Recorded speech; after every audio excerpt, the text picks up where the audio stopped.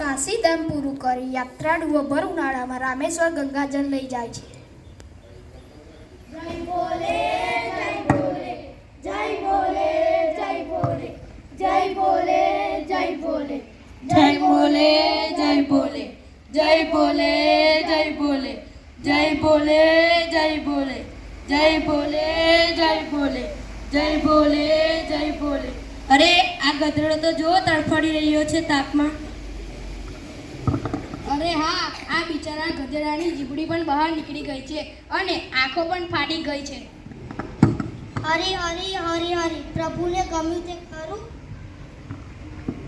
ચાલો આપણે અહીંયા નહીં ઊભું રહેવું, આપણે રામેશ્વર જવાનું મોડું થશે. અરે હા, આપણે અહીંયા ઊભું જ રહેવું નથી.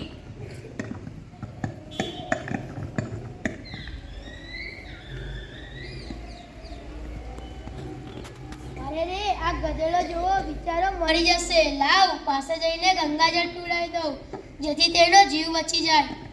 ચાલ આપણને જવું નથી કેમ? અરે રે આ ગધેડો જુઓ બિચારો મરી જશે.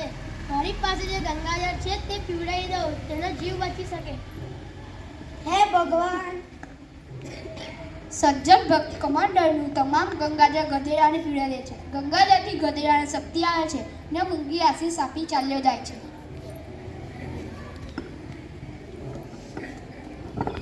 અરે મૂર્ખ, બધું ગંગાજળ પીવડાવી દીધું, તારી યાત્રા અફળ જવાની. ભાઈ ગધેડાનો જીવ બચાવ્યો એટલે મારી યાત્રા સફળ થઈ કહેવાય.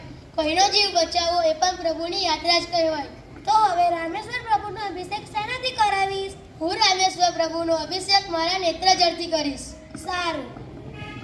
તો જોયું બાળ મિત્રો, યાત્રાળુઓના સંઘનો એક માણસ તરસથી પીડાતા ગધેડાને જોઈ પોતાની પાસેનું ગંગાજળ ગધેડાના મુખમાં ખાલી કરી દે છે. ત્યારે બીજા યાત્રાળુઓ તેને મૂર્ખ ગણે છે અને ધિક્કારે છે અને મજાક ઉડાવે છે.